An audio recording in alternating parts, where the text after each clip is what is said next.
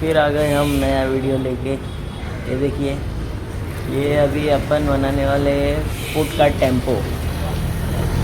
ये टेम्पो अपन ने second hand लिया है 32,000 का कुछ।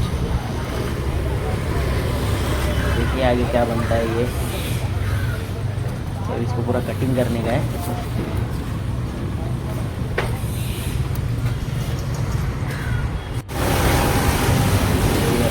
कटिंग हो गया, कटिंग करके हो गया अपना, पूरा सपाट कर दिया इसको।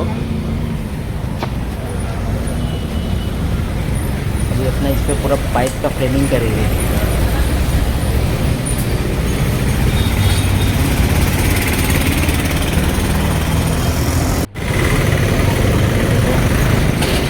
साइड साइड में एंगल लगाया है और ये पूरा पाइप का फ्रेमिंग करा है।